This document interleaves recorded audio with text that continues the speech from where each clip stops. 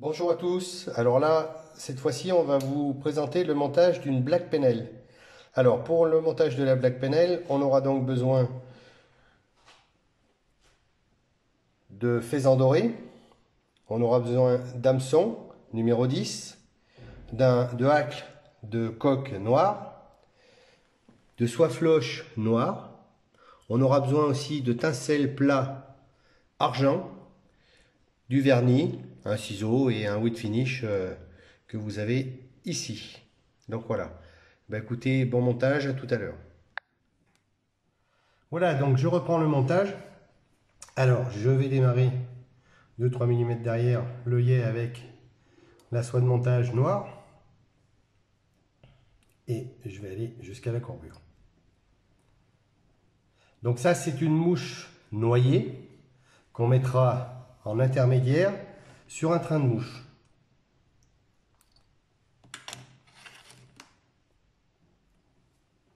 Voilà.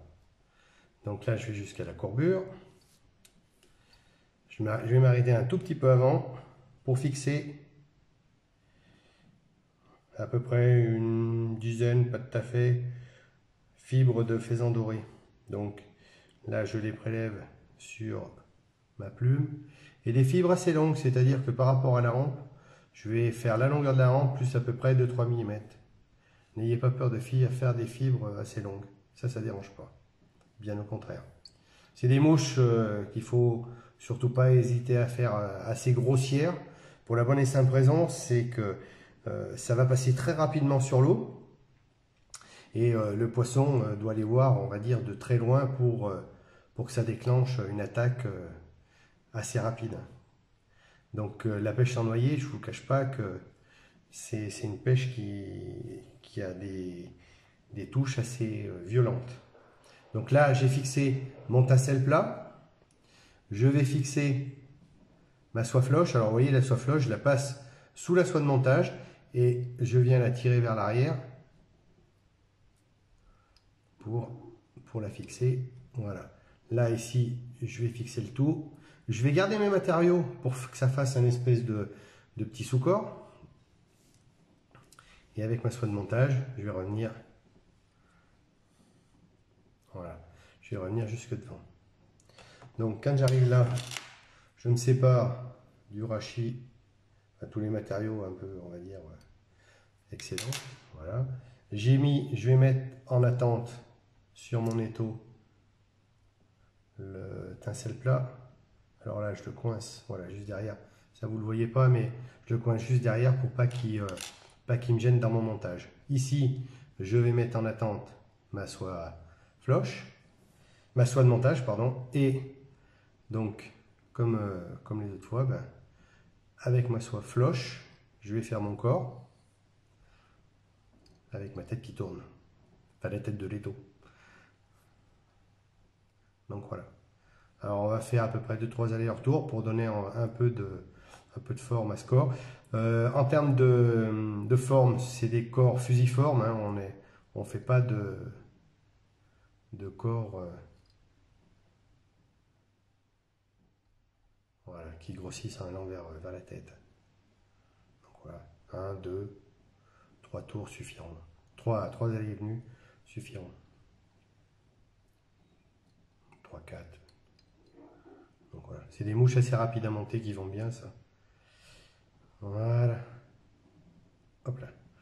Donc là, mon corps a à peu près l'aspect que je voudrais lui donner. Hein. C'est pas mal d'ailleurs. Je vais enlever ça. Voilà. Hop, je bloque ma soie floche. Je vais me débarrasser donc de ma soie floche. Là, vous voyez, j'ai un tout petit brin de rachis de faisan doré. Je vais m'en séparer.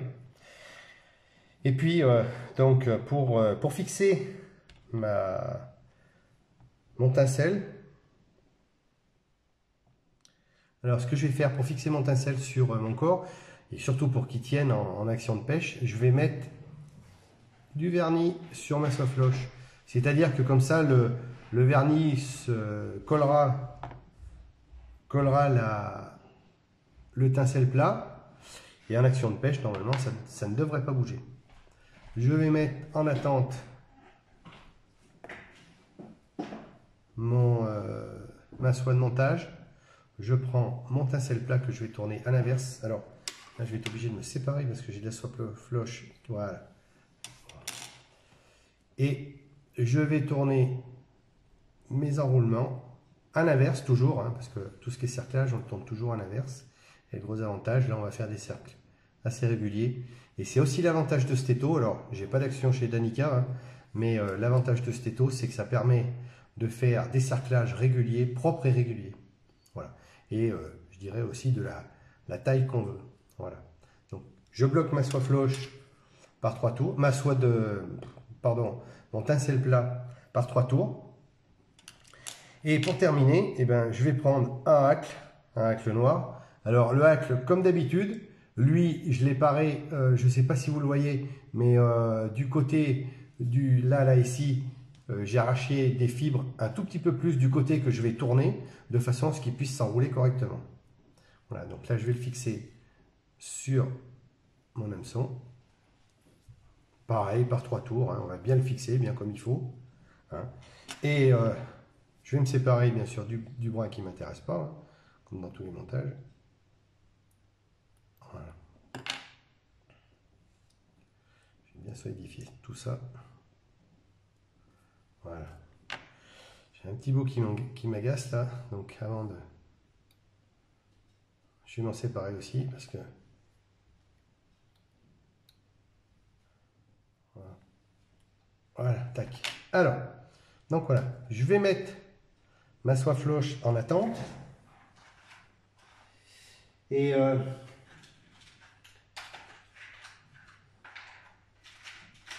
donc pour tourner mon hacle, donc là je vais mettre ma soie de montage en attente. Et pour tourner mon hacle, bien sûr, je prends ma petite pince à angle, ma petite pince à hacle.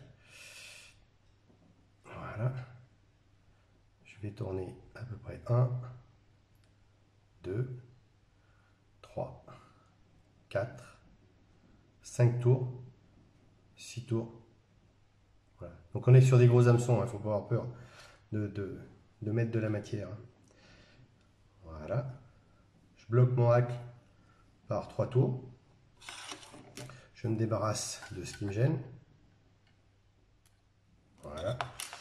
Et juste pour monter la tête, dans ce que je vais faire, je vais monter ma tête et je vais revenir un petit peu en arrière de façon à incliner les fibres sur l'arrière, parce que le noyer, la collerette n'est jamais parallèle. Les fibres sont toujours un petit peu inclinées sur l'arrière de la mouche. Donc voilà ce qu'on va faire. Donc là, je prends mes fibres et là, je vais monter ma tête. Je ne sais pas si vous le voyez.